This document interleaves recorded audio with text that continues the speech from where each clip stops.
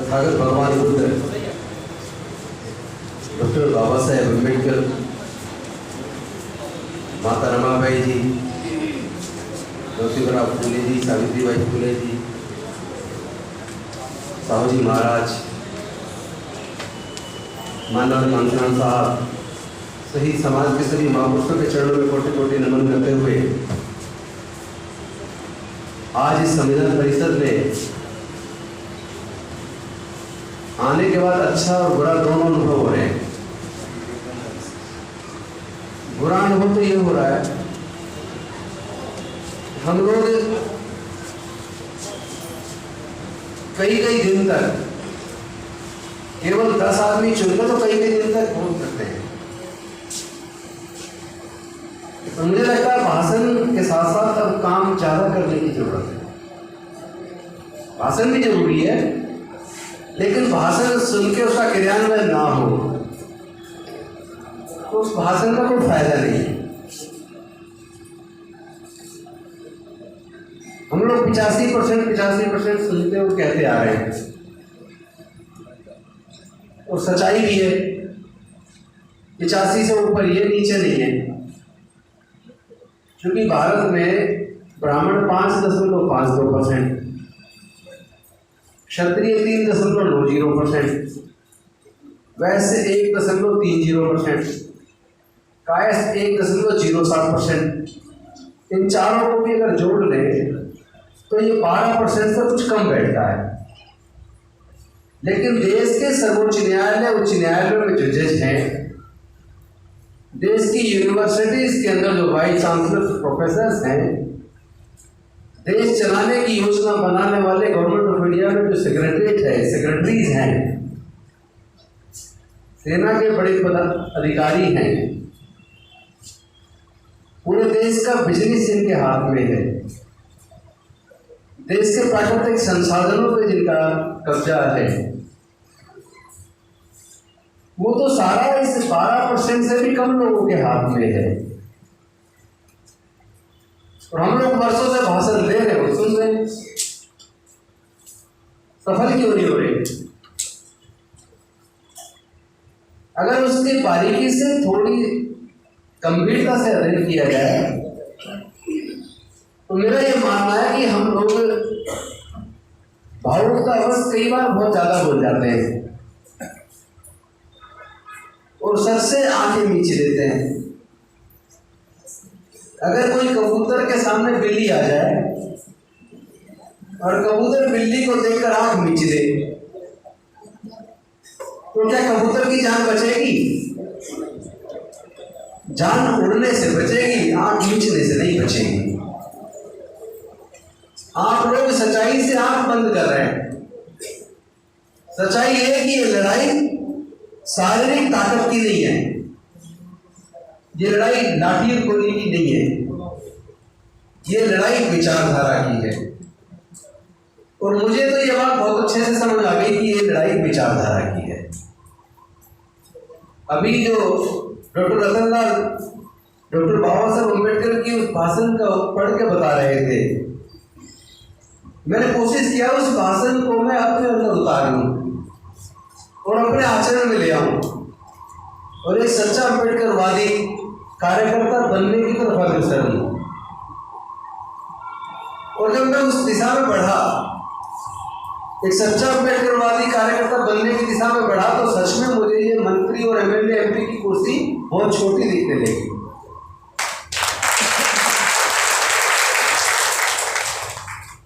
आज अगर बीजेपी सत्ता में है, जिनका पूरा समाज 12% से कम है, वो पूरे देश के ऊपर शासन कर रहे हैं, आप जानते हो उसका कारण क्या है? उसका कारण हमारे और आपके समाज के लोग हैं। क्योंकि ये राजनीतिक लड़ाई जीतने के लिए असली जो संगठन वो बीजेपी नहीं है। जो उनकी नीतियां बनाती है वो आरएसएस है,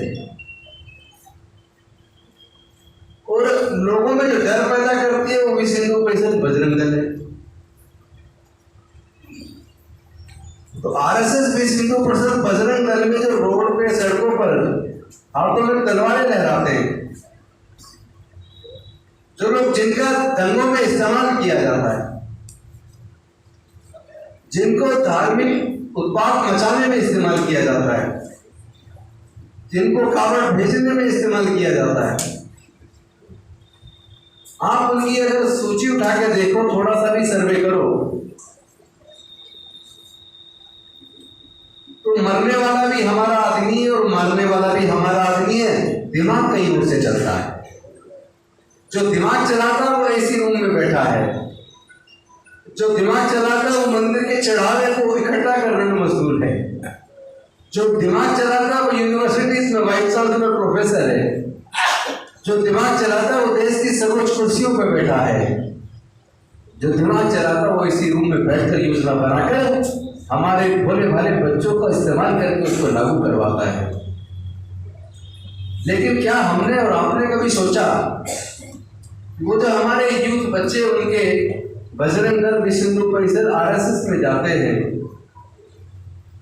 जो कथावाचकों के सुनने वाली भीड़ में शामिल हो जाते हैं, जो कावड़ लेने जाते हैं, जो हर धार्मिक जुलूस में सामने खड़े दिखते हैं, जब आपके बच्चे वहां जा रहे होते हैं तो आप क्या अपने बच्चों को वहां जाने से रोकते हैं? इस्तेमाल तो हमारे और आपके बच्चों का हो रहा है। और सबसे ज्यादा अनफॉर्चुनेट पार्ट ये है कि हम लोग घर से, महाराष्ट्र थोड़ा अलग है इसलिए वहां थोड़ा, मैं महाराष्ट्र की बात नहीं करूंगा, पूरे देश की बात करूंगा। तो पूरे देश के अंदर कहीं भी चले जाइए जहां समाज के हक अधिकार की लड़ाई पे चर्चा हो, समाज को जागरूक करने के ऊपर चर्चा हो, तो वहां आपको 95% से ज्यादा केवल पुरुष मिलेंगे। हमारे घर के पुरुष घर से निकलते हैं, सामाजिक संगठन के प्रोग्रामों में शामिल होते हैं, या तो भाषण दे रहे होते हैं या भाषण सुन रहे होते हैं। और हमारी कॉलोनी में, हमारे मोहल्ले पड़ोस में कहीं ना कहीं कोई कथावाचक आता है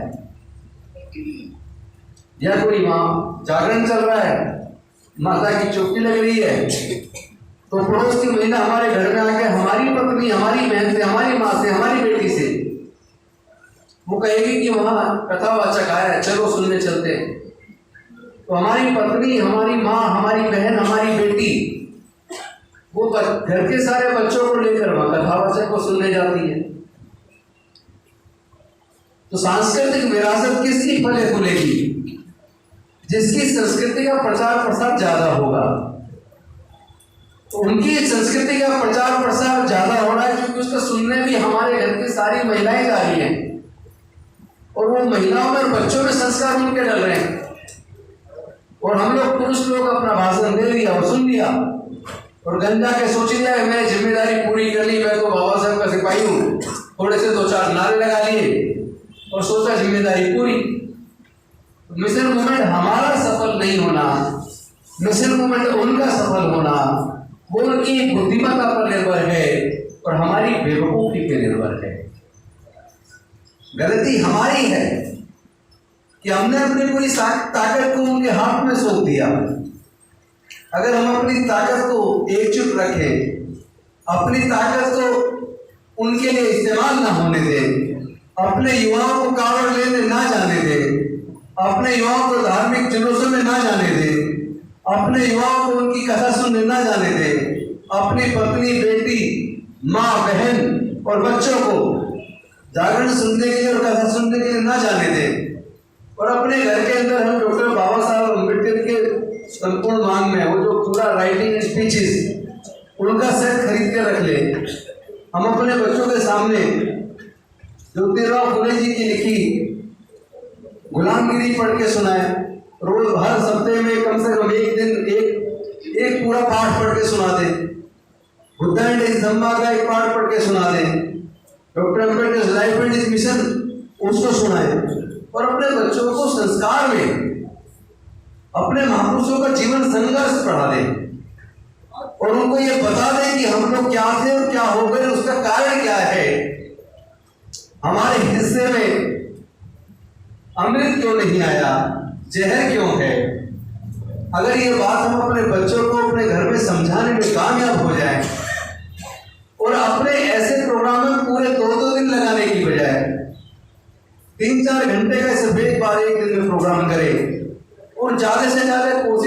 जमीन पर उतर के अपने मोहल्लों में, बस्तियों में छोटी छोटी नुक्कड़ सभाओं के माध्यम से अपना इस मिशन मूवमेंट को लोगों के बीच चर्चा करें। क्योंकि हर आदमी अंबेडकर भवन पे नहीं आता, जंतर मंतर पे नहीं आता। हमारा आदमी मजदूर है, सुबह निकल जाता है, रोजी रोटी के लिए शाम को घर आता है। तो हम अपनी बस्तियों में अगर शाम को 1 घंटा 2 घंटा लगा दें, अपने गाँव में जाके वहाँ अपने लोगों को थोड़ा सा भी अपने मिशन मूवमेंट के बारे में समझा दें। और एक और यकीन मान लेना मेरी बात, किताबें तो हमारे लोग पढ़ते नहीं है। आप सोचो कि वो बुद्धा इंग्लिश धम्मा खरीद के पढ़ लेंगे, वो डॉक्टर बाबा साहेब अम्बेडकर का जो जीवन संघर्ष खरीद के पढ़ लेंगे, वो डॉक्टर बाबा साहेब अम्बेडकर का स्पीच राइटिंग्स पढ़ लेंगे, वो डॉक्टर लाल का अम्बेडकर नामा पे ही सुन के कम से कम ज्ञान अर्जित कर लेंगे। तो यकीन मानिए ये होने वाला नहीं है। बल्कि एक अच्छा तरीका ये है कि जितनी बात किताब को पढ़ने के लिए जो उसको कम से कम 2-3 महीने चाहिए जिस किताब को, जिसको वो कभी नहीं पढ़ेगा, खरीद भी ली तो कहेगा कि कल से पढ़ूंगा।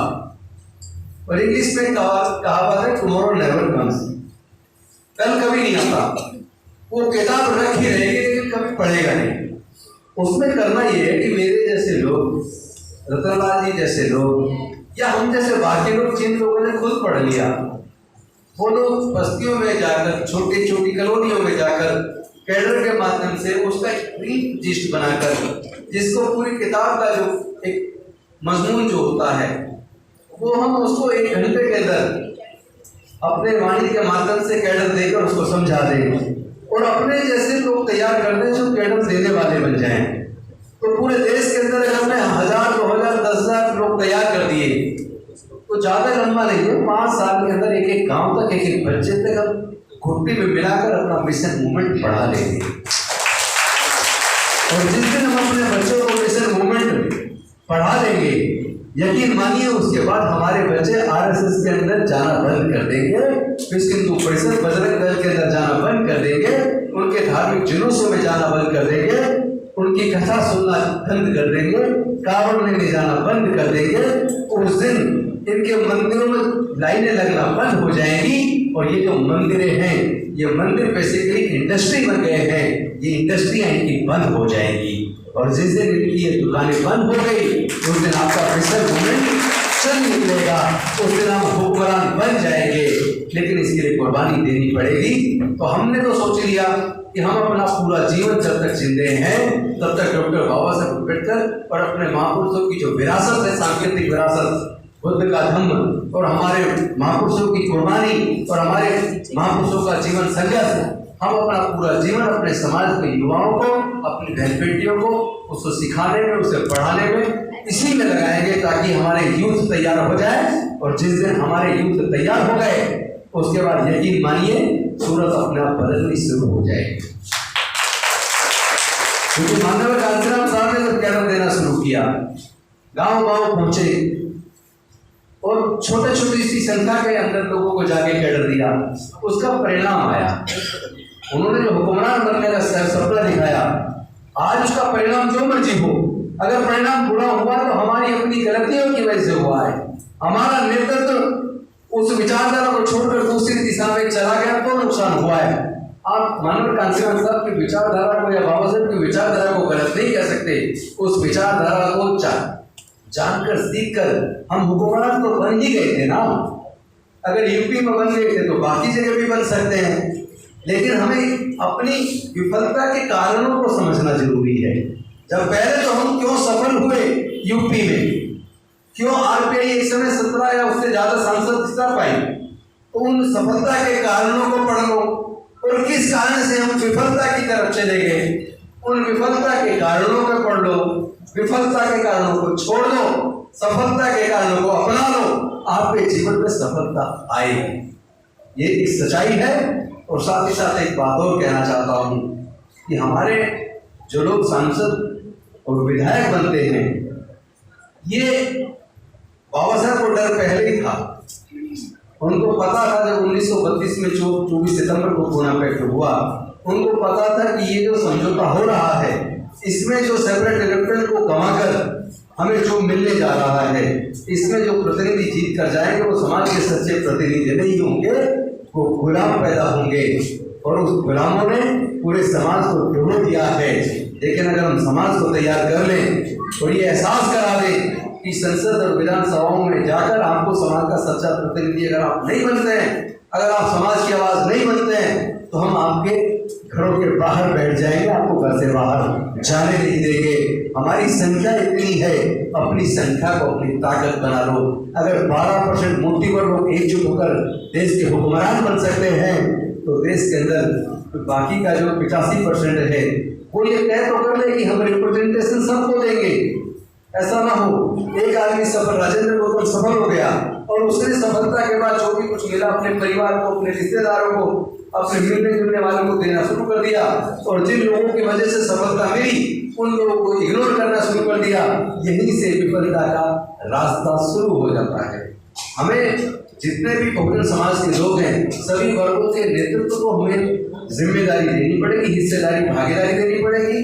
और निश्चित तौर पर सफलता संभव है, असंभव काम नहीं है। सब लोग जब सांसद, विधायक बनते हैं, मंत्री बनते हैं या किसी भी बड़ी नौकरी में आते हैं, वो सब लोग संविधान की शपथ लेते हैं और बनने के बाद संविधान के विरुद्ध काम कर रहे हैं। इसके खिलाफ हमें आने वाले समय में न्यायालयों की भी, हमें नींद से न्यायालयों में बैठे जजों को भी जगाना पड़ेगा, क्योंकि जज ने भी तो संविधान की शपथ ली थी, लेकिन वहाँ जाने के बाद उनके निर्णयों के अंदर जो उच्च न्यायालय और सर्वोच्च न्यायालयों से जो निर्णय आते हैं, आजकल तो उनके निर्णयों में भी कई बार न्याय नजर नहीं आता। उनको भी नींद से जगाने की जरूरत पड़ेगी और हम उसकी तैयारी कर रहे हैं। हम मिलकर इस लड़ाई को लड़ेंगे भी और इस लड़ाई को जीतेंगे भी। इसलिए बहुत ज़्यादा संदेश यहाँ मैं अपने भाषण में रखने की बजाय, क्योंकि जमीन को उतर के काम कर रहे हैं हम पूरे देश के अंदर जा रहे हैं और गांव तक पहुंचने की कोशिश कर रहे हैं कि गांव में जाकर अपने लोगों को जागरूक करें और अपने स्पेशल मूवमेंट में उनको कैटराइज करके इस लड़ाई को जीत में बदलें। और वो मुझे महत्वपूर्ण भी लगता है।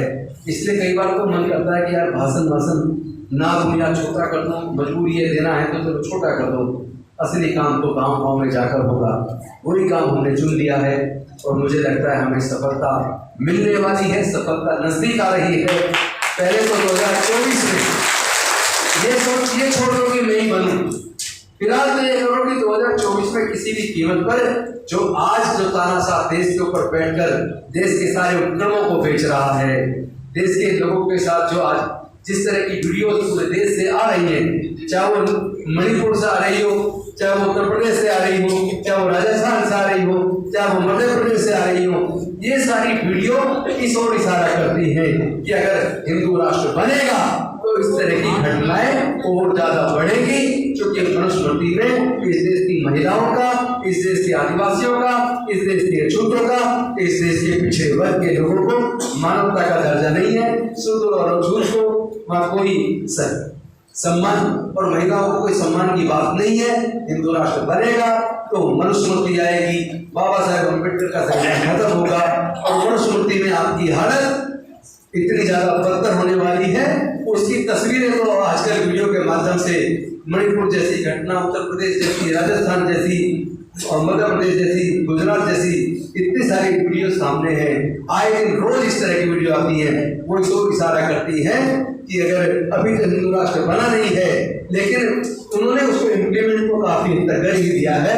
जैसा उन्होंने कल जो इंटरनेशनल ट्रेड फेयर वाली जगह पर जो उद्घाटन किया, उसमें भी उन्होंने साधुओं पुजारियों को बुला के पूजा करवाई है। जब भारत का अपना कोई धर्म नहीं है, भारत सेकुलर है, भारत का प्रधानमंत्री का अपना धर्म नहीं होना चाहिए, उनका धर्म देश का संविधान होना चाहिए। लेकिन जब संसद का उद्घाटन हो, चाहे वो इंटरनेशनल ट्रेड फेयर वाली जो बिल्डिंग बनी है उसका उद्घाटन हो, अगर सब जगह उद्घाटन हो में तो वो ब्राह्मण को बुला के पूरे संस्कार कर ही रहे, तो ऑलरेडी हिंदू राष्ट्र बनाने की दिशा में काफी हद तक वो जा चुके हैं। और कारण ये है कि न्यायालय चुप है और सड़कें सुनी हैं। जिन सड़कों पर आंदोलन होना चाहिए, वो आंदोलन की बजाय आजकल लोग फेसबुक ट्विटर से ही सोचने चलेगा आंदोलन, ऐसे नहीं चलेगा। हमें लड़ना होगा न्याय के लिए, विचारधारा के साथ, लाठी गोली और हथियार के से नहीं, विचारधारा से, बुद्धि और विवेक से इस लड़ाई को लड़ा भी जाएगा और इस लड़ाई को जीता भी जाएगा। बहुत बहुत धन्यवाद। नमो बुद्धाय। जय हिंद, जय भारत।